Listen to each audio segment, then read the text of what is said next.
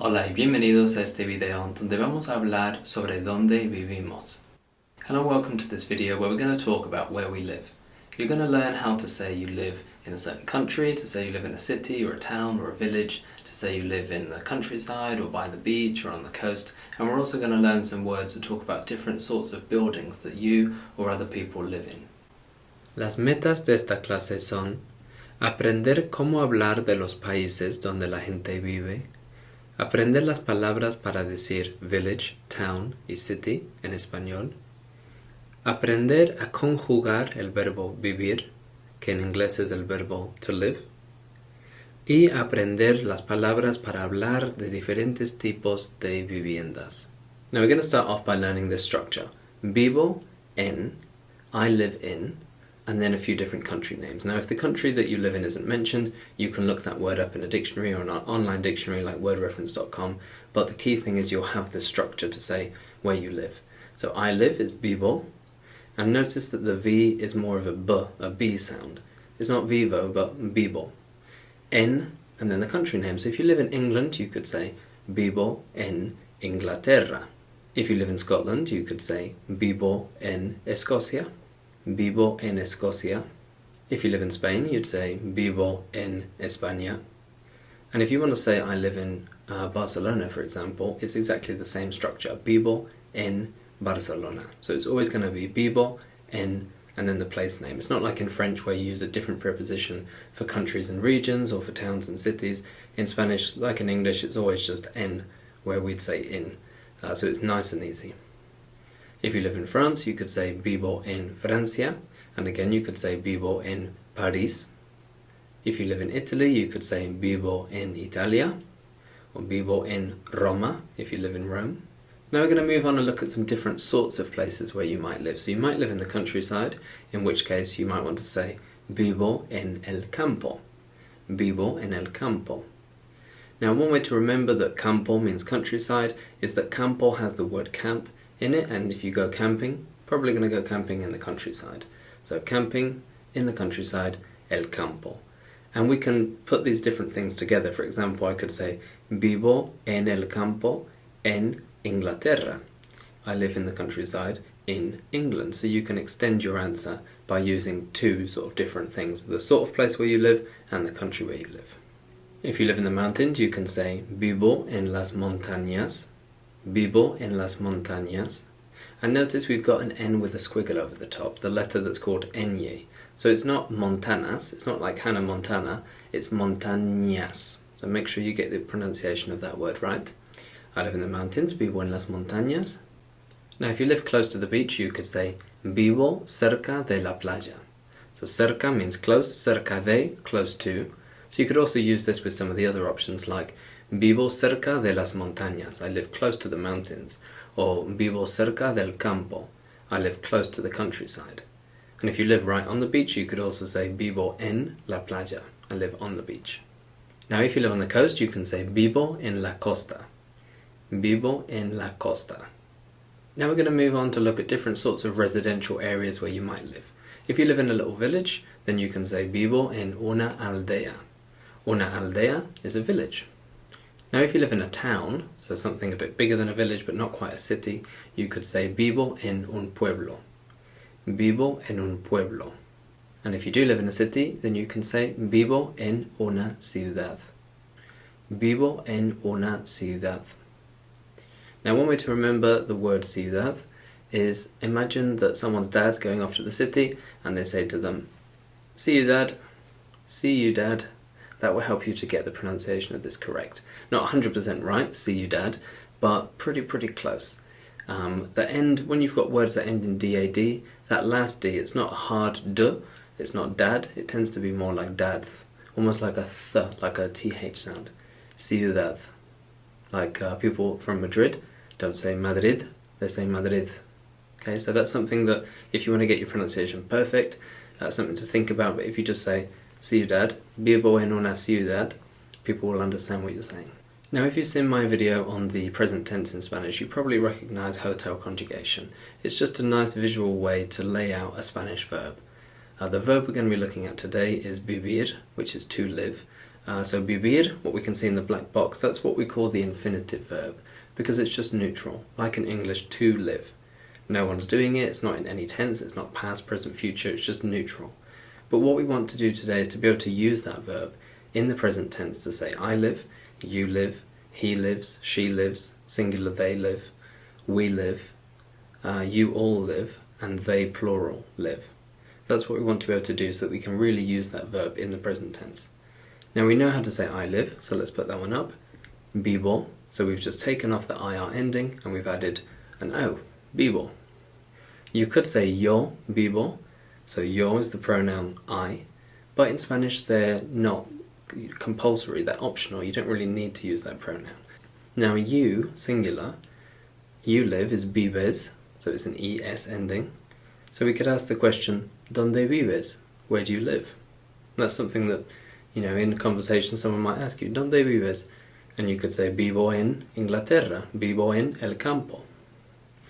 Now the third person singular is the he lives, she lives, it lives, singular they live is vive. So we've got those endings o, es, a, and then on the right hand side we've got all the plural people. So on the left we've got I, which is the first person singular, you, which is the second person singular, and then he, she, it, or singular they, which is the third person singular, and on the right hand side we've got the first person plural, so we in the first person, vivimos, so imos ending, vivimos, we live, and then we've got the second person plural, you all, which is vivis, and finally they live, which is viven. So this verb vivir is regular, it's a regular IR verb, which means it follows the exact same pattern as any other regular IR verb, like the verb escribir, to write would go escribo, escribes, escribe, escribimos, escribís, escriben. So you just take off the IR and then add those endings, which are the bits that are underlined. If that feels a bit rusty or you haven't seen that before, then maybe after this video it's worth watching the video that I've got on the present tense and how to use it. So now we know how to use these things, we could put them into a sentence like Dónde vives? Where do you live? Or we could say Mi amigo Juan vive en Barcelona. My friend Juan lives in Barcelona, in the he lives form. I could say Mi familia y yo vivimos en Inglaterra. My family and I live in England. I could say Mis abuelos viven en Francia. My grandparents live in France, using the they live form. So it's a really useful verb to know in the 6 forms so that we can talk not just about where we live, but we can ask people where they live, we can talk about where our friends and family members live, so it's really useful to learn these 6 forms of the verb. Okay, so now for a bit of practice to see how much of that has gone in.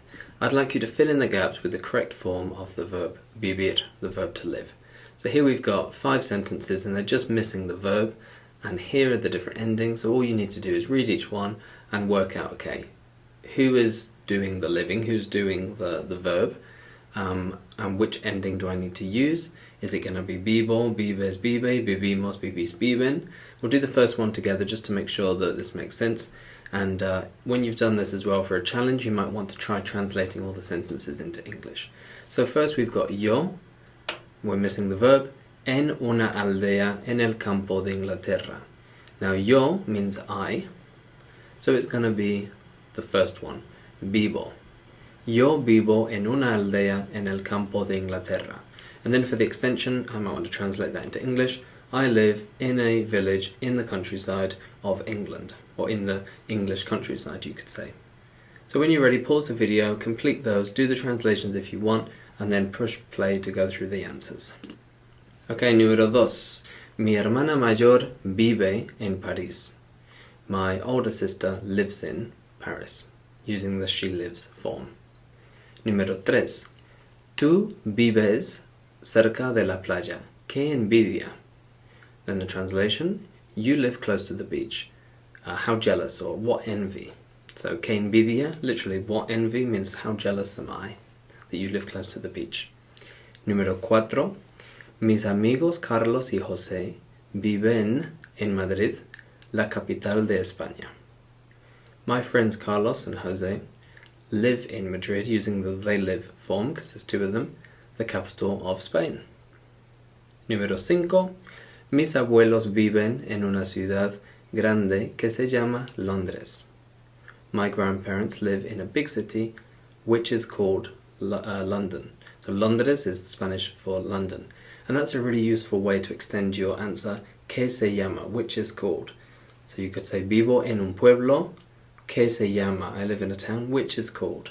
Okay, now we're going to add to our vocabulary a bit more by talking about different sorts of buildings where you might live.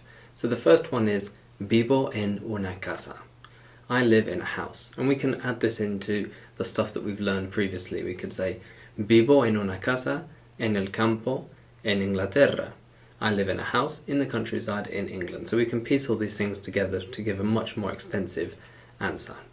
Next up, vivo en un bloque de pisos. I live in a block of flats. If you just want to say I live in a flat, vivo en un piso. So vivo en un bloque de pisos. I live in a block of flats. You can also say vivo en un apartamento. I live in an apartment. If you happen to live on a farm, you can say vivo en una granja. Una granja, a farm. And be careful with that J because it's not a J sound, it's not granja, it's a J sound, granja. To say I live in a caravan, you can say vivo en una caravana. Una caravana, a caravan. So just like the English word with an A on the end. And remembering that the V isn't a V sound but a B sound, caravana. If you live in a country house, you could say vivo en una casa de campo. Literally a house of the country. Now the preposition en in Spanish covers a lot of different prepositions in English, which is great news for us because it makes it easier to learn Spanish. As I was saying before I turned into Sean Connery, it covers a lot of different prepositions in English. So en can mean in, like vivo en Inglaterra, I live in England. It can mean inside, it can mean on or on top of, like el computador está en la mesa. The computer is on the table or on top of the table. It can mean at, like estoy en el colegio, I'm at school. Estoy en el trabajo, I'm at work. And it can mean by if we talk about transport, like voy al trabajo en coche. I go to work by car. So it's a really useful preposition, and there's a lot of different ones in English that, you know, instead of learning 1, 2, 3, 4, 5, 6 different prepositions, there's just one in Spanish that covers all of those. And that's something you might have noticed today when we talked about vivo en, because we had I live in the country, but I live on the beach, vivo en la playa. It's always just en, so it's nice and easy. Now it's nearly the end of this video lesson. Now hopefully you're finding the video useful. If you are finding it useful, then please do hit that like and subscribe button below. It really means a lot to me.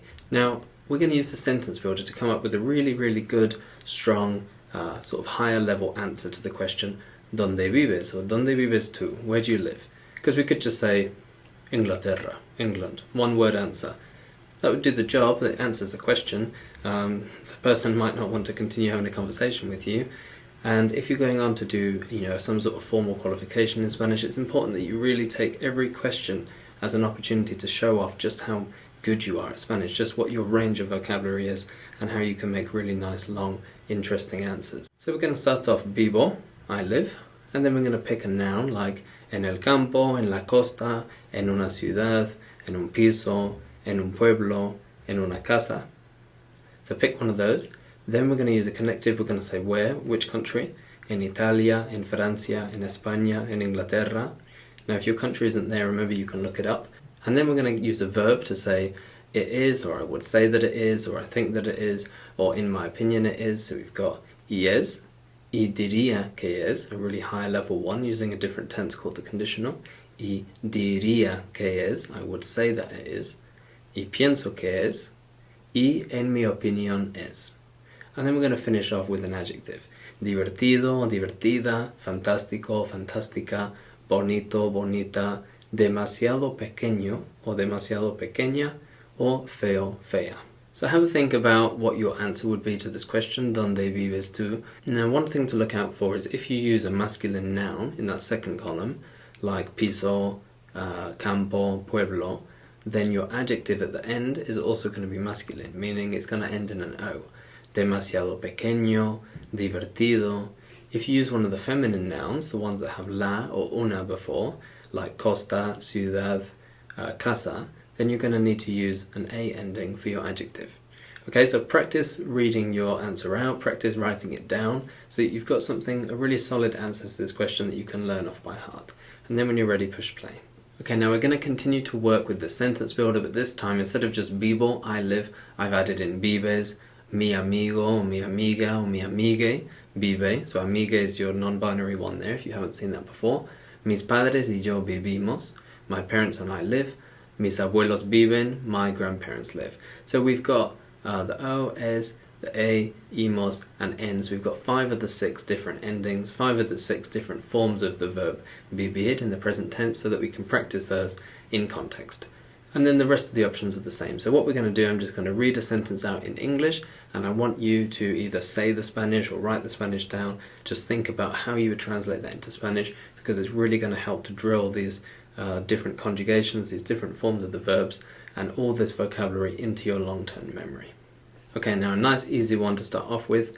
I live in the countryside in Italy, and it is fun.